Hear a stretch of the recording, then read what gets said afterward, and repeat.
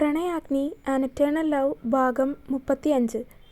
എൻ്റെ വീടും നാടും ഒന്നും ഇതല്ല.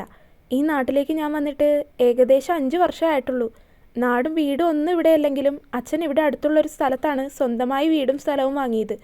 അങ്ങനെയാണ് ശരിക്കുള്ള ഞങ്ങളുടെ നാട്ടിൽ നിന്ന് ഇങ്ങോട്ടേക്ക് താമസം മാറിയത്. പക്ഷേ ഇങ്ങോട്ട് താമസം മാറുന്നതിന് മുന്നേ ഒരുപാട് കാര്യങ്ങൾ സംഭവിച്ച് എൻ്റെ ജീവിതം ആകെ മാറി മറിഞ്ഞു. അപ്പോൾ ശരിക്കും നിൻ്റെ വീട് എവിടെയായിരുന്നു? സോന അവൾ പറയുന്നത് കേട്ടതും ആകാംക്ഷയോടെ അവളോട് തിരികെ ചോദിച്ചു. നെല്ലിശ്ശേരി. ദേവു പറഞ്ഞ സ്ഥലം കേട്ടതും സോനയ്ക്ക് അത് എവിടെയാണെന്ന് പോലും മനസ്സിലായില്ല. ഇവിടെ ഒന്നുമുള്ള സ്ഥലമല്ല, പാലക്കാടാണ്. ദേവു പറഞ്ഞപ്പോൾ സോന അവളെ അന്തം വിട്ടതുപോലെ നോക്കി. പക്ഷേ അവിടുത്തെ കാര്യങ്ങൾ പറഞ്ഞപ്പോൾ അവളുടെ ചുണ്ടിൽ നിറഞ്ഞ പുഞ്ചിരിയായിരുന്നു. പാലക്കാട് നിന്നാണോ നീ ഇങ്ങോട്ട് താമസം മാറി വന്നത്? സോന ആകാംക്ഷ അടക്കാതെ വീണ്ടും ചോദിച്ചതും ദേവു തലയാട്ടി. എന്നിട്ട് എങ്ങനെയാ നീ അവിടെ നിന്ന് ഇങ്ങോട്ട് വന്നത്? ദേവേട്ടനായിട്ട് നീ എങ്ങനെയാ പരിചയപ്പെട്ട് വിവാഹം കഴിച്ചത്? സോനയ്ക്ക് കാര്യങ്ങളെല്ലാം അറിയാൻ തിടുക്കമായി. അവൾ ഒന്നിനു പുറകെ ഒന്നായി അവളോട് ചോദിച്ചുകൊണ്ടേയിരുന്നു. സോന ചോദിക്കുന്നത് കേട്ടതും ഒരു നിമിഷം ദേവുവിന് തൻ്റെ പാലക്കാടുള്ള ജീവിതം മുഴുവൻ ഓർമ്മ വന്നു. അവിടെ നിന്ന് ഇങ്ങോട്ട് താമസം മാറി വന്നത്, അച്ഛൻ മരിച്ചത്, അമ്മ മരിച്ചത്, മഹിയേട്ടനുമായിട്ടുള്ള വിവാഹം, അങ്ങനെ എല്ലാ കാര്യങ്ങളും അവൾക്ക് ഓരോന്നോരോന്നായി ഓർമ്മ വന്നു. പാലക്കാട് താമസിക്കുമ്പോൾ ഉണ്ടായിരുന്നത് അത്ര സുഖകരമായ ജീവിതം അല്ലായിരുന്നുവെങ്കിലും നല്ല രസമായിരുന്നു, സന്തോഷമുണ്ടായിരുന്നു. അവിടുത്തെ പാടവും വരമ്പും വെയിലും ചൂടും ഒക്കെ അവൾ ഓർത്തു. പാലക്കാട് ഉള്ളിലേക്ക് കയറിയുള്ള ഒരു ചെറിയ ഗ്രാമമാണ് നെല്ലിശ്ശേരി. തമിഴനും മലയാളികളും ഒരുപോലെ താമസിക്കുന്ന ഒരു സ്ഥലം. ഉള്ളിലേക്ക് കയറിയുള്ള സ്ഥലമായതുകൊണ്ട് തന്നെ അധികം പുരോഗമനമൊന്നുമില്ല. എല്ലാവരുടെയും പ്രധാനപ്പെട്ട ജോലി കൃഷിയും കന്നുകാലികളെ വളർത്തലും മറ്റുമൊക്കെ തന്നെയാണ്. പിന്നെ എന്തെങ്കിലുമൊക്കെ വിദ്യാഭ്യാസം നേടിയവർ ആ നാട് വിട്ട് താമസം മാറി വേറെ ഏതെങ്കിലും സ്ഥലത്തേക്ക് പോവുകയാണ് പതിവ്. ദേവു, വേഗം എഴുന്നേൽക്കാൻ നോക്ക്, ക്ലാസ്സിൽ പോകാൻ സമയമാകുന്നു. തൊഴുത്തിൽ പശുവിന് കാടി കൊടുക്കുന്നതിൻ്റെ ഇടയിൽ അമ്മ അവളെ വിളിച്ചു.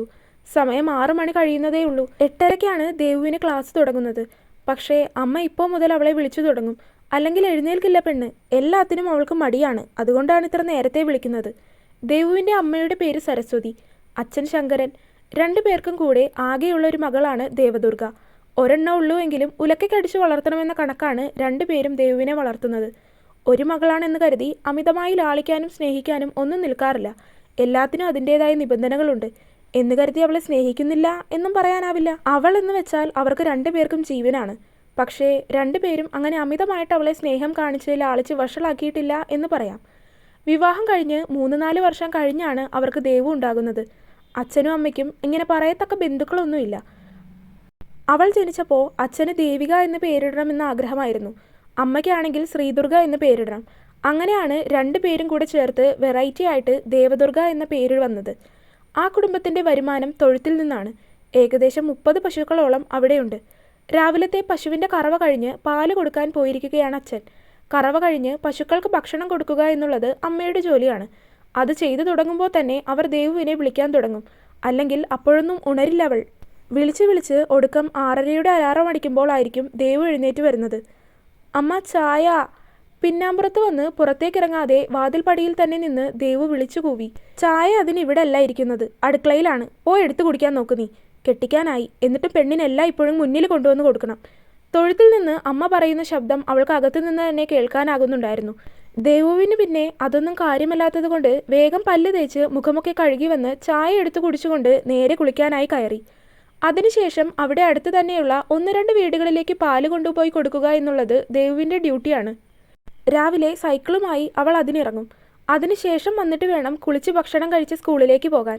10ാം ക്ലാസ് വരെ സ്കൂളിലേക്ക് അടുത്തായിരുന്നത് കൊണ്ട് 9 മണി കഴിഞ്ഞിട്ട് ഇറങ്ങിയാൽ മതിയായിരുന്നു. എന്നാൽ ഇപ്പോൾ +1-ലായപ്പോൾ സ്കൂളിലേക്ക് പോകാൻ അല്പം ദൂരം നടക്കേണ്ടതുണ്ട്. അതുകൊണ്ട് രാവിലെ 8:30-ക്ക് ഇറങ്ങിയാലേ 9 മണിക്ക് അങ്ങ് സ്കൂളിലേക്ക് എത്താനാവൂ. അടുത്തുള്ള വീടുകളിലൊക്കെ പാല് കൊടുത്ത് തിരികെ വരുമ്പോഴും അച്ഛൻ എത്തിയിട്ടില്ല. അച്ഛനെത്തുമ്പോഴേക്കും സമയം വൈകുമെന്നറിയാവുന്നത് കൊണ്ട് തന്നെ അവൾ വേഗം ഒറ്റയ്ക്കിരുന്ന് ഭക്ഷണം കഴിച്ചതിന് ശേഷം സ്കൂളിലേക്ക് പോകാൻ ഇറങ്ങി.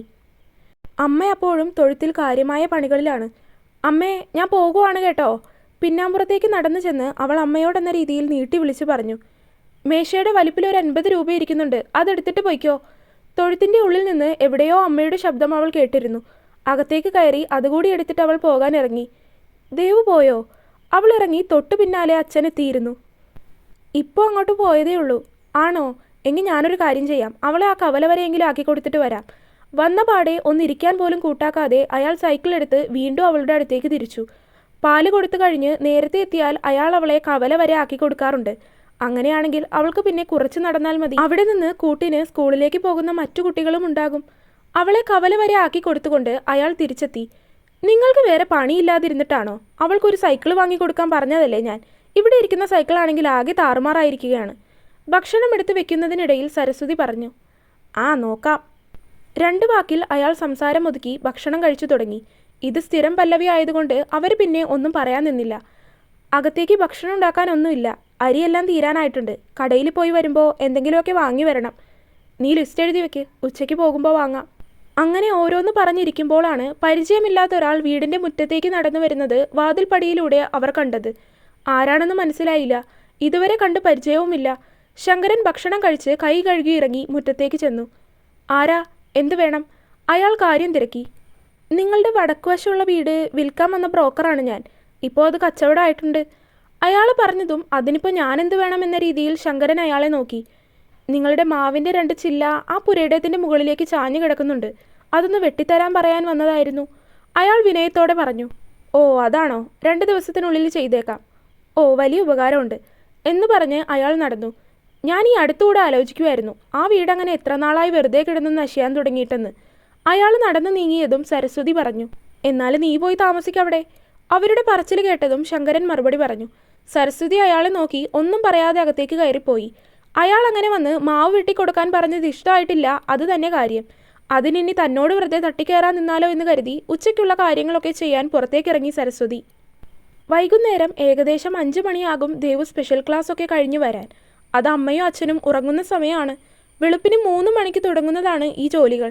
അതൊക്കെ ഒന്ന് ഒതുക്കി തീർത്ത് അല്പം റെസ്റ്റ് എടുക്കുന്ന സമയം. ദേവു ക്ലാസ് കഴിഞ്ഞെത്തിയതിന് ശേഷം ചായയും എന്തെങ്കിലും കടിയും ഉണ്ടാക്കും. അതാണ് പതിവ്. ഉള്ളിവടയൊക്കെ ഉണ്ടാക്കിയതിന് ശേഷമാണ് അവൾ കുളിക്കാനായി കയറിയത്. പുറത്ത് കുളിമുറിയിലേക്ക് പോകുന്ന വഴി അപ്പുറത്തെ വീട്ടിലെ കാടൊക്കെ വെട്ടിത്തെളിച്ച് അവിടെയൊക്കെ വൃത്തിയാക്കുന്നത് അവളും ശ്രദ്ധിച്ചു. കുളിച്ചു കഴിഞ്ഞു വന്നപ്പോൾ ഏകദേശം 6 മണി കഴിഞ്ഞിട്ടുണ്ട്. അപ്പോഴേക്കും അമ്മയും എഴുന്നേറ്റിരുന്നു. അച്ഛൻ ഇപ്പോഴും ഉറക്കത്തിൽ തന്നെയാണ്. അപ്പുറത്തെ വീടാരോ വാങ്ങിയെന്ന് തോന്നുന്നു അമ്മേ. ആരൊക്കെയോ വന്ന് നിന്ന് ക്ലീനൊക്കെ ചെയ്യുന്നുണ്ട്.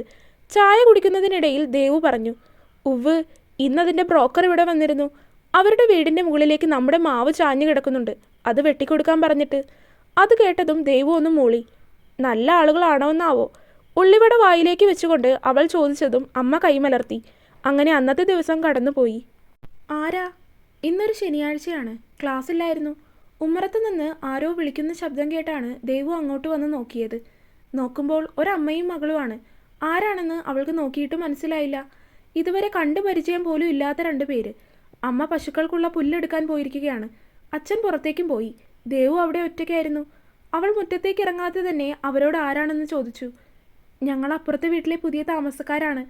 ദേവുവിൻ്റെ സംശയത്തോടെയുള്ള മുഖം കണ്ടിട്ടോ മറ്റോ അവർ അവളോട് മുറ്റത്ത് തന്നെ നിന്നാണ് സംസാരിച്ചത്. ദേവു! അവൾ അവരോട് സംസാരിച്ചു നിൽക്കുന്ന സമയത്താണ് പെട്ടെന്ന് പിന്നാമ്പുറത്ത് നിന്ന് അമ്മയുടെ ശബ്ദം കേട്ടത്. നിങ്ങളകത്തേക്ക് കയറ്. അവൾ ചിരിയോടെ തന്നെ അവരോട് അകത്തേക്ക് കയറാൻ പറഞ്ഞു. അവർ ഉമ്മറത്തിട്ടിരിക്കുന്ന കസേരയിലിരുന്നു. അമ്മ, ദാ അപ്പുറത്ത് താമസിക്കാൻ വരുന്ന പുതിയ താമസക്കാർ നമ്മുടെ വീട്ടിലേക്ക് വന്നിട്ടുണ്ട്. അവൾ അമ്മയോട് പോയി പറഞ്ഞു. അമ്മ കൈയൊക്കെ ഒന്ന് കഴുകി അകത്തേക്ക് വന്നു. അമ്മയെ കണ്ടതും അവരെഴുന്നേറ്റു. ഇരിക്കിരിക്കെ, ഞാൻ പശുവിന് കുറച്ച് പുല്ലെടുക്കാൻ വേണ്ടി പോയതാണ്. സരസ്വതി അവരോട് ചിരിയോടെ തന്നെ പറഞ്ഞു. ഞങ്ങൾ അപ്പുറത്തെ വീട്ടിലെ പുതിയ താമസക്കാരാണ്. എൻ്റെ പേര് പ്രഭ. ഇതെൻ്റെ മകള് ആരതി. ഞാൻ സരസ്വതി. ഇത് ദേവദുർഗ, എൻ്റെ മകളാണ്. ഞങ്ങൾ ദേവു എന്ന് വിളിക്കും. പിന്നെ ഏട്ടൻ പുറത്തു പോയിരിക്കുകയാണ്. സരസ്വതിയും പറഞ്ഞു.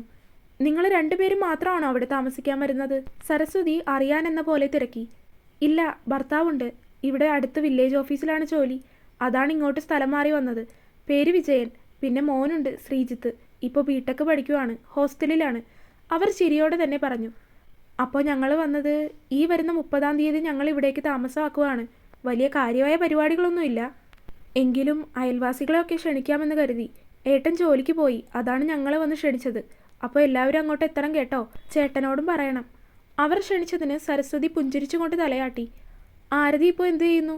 സരസ്വതി വെറുതെ ചോദിച്ചു. ഞാനിപ്പോൾ PG ചെയ്യുകയാണ്, ഫസ്റ്റ് ഇയർ. അവൾ ചിരിച്ചുകൊണ്ട് പറഞ്ഞു. ദേവു എന്ത് ചെയ്യുന്നു? ഞാൻ +1-ലാണ്. 2 പേരും കുറച്ചു സമയം അങ്ങനെ സംസാരിച്ചു.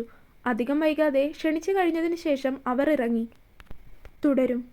ഒരു കാര്യം പറഞ്ഞേക്കട്ടെ, ആ ഒരു റെഡ് കളറിൽ ഹൈലൈറ്റ് ചെയ്ത് കൊടുത്തേക്കുന്നത് അവിടെ മുതൽ നമ്മുടെ പാസ്റ്റാണ്. പാസ്റ്റ് ഇനി പറഞ്ഞു കഴിഞ്ഞിട്ടായിരിക്കും നമ്മൾ പ്രസൻറ്റിലേക്ക് പോകുന്നത്. പാസ്റ്റ് ഓൾമോസ്റ്റ് കുറച്ചുണ്ട്. അപ്പോൾ അത് കഴിഞ്ഞിട്ട് നമ്മൾ പ്രസൻറ്റിലേക്ക് പോകും. അപ്പോൾ ആരും കൺഫ്യൂസ്ഡ് ആവാതിരിക്കാൻ വേണ്ടിയാണ് ഞാനിപ്പോൾ പറയണത് കേട്ടോ. അപ്പോൾ വീഡിയോ കണ്ടവരെല്ലാവരും വീഡിയോ ലൈക്ക് ചെയ്യുക. നിങ്ങളുടെ അഭിപ്രായങ്ങൾ എന്ത് തന്നെയായാലും അത് കമൻറ്റായിട്ട് അറിയിക്കുക. ചാനൽ സബ്സ്ക്രൈബ് ചെയ്യാത്തവർ സബ്സ്ക്രൈബ് ചെയ്യുക. അടുത്ത പാർട്ടായിട്ട് നാളെ വരാം കേട്ടോ. ബൈ.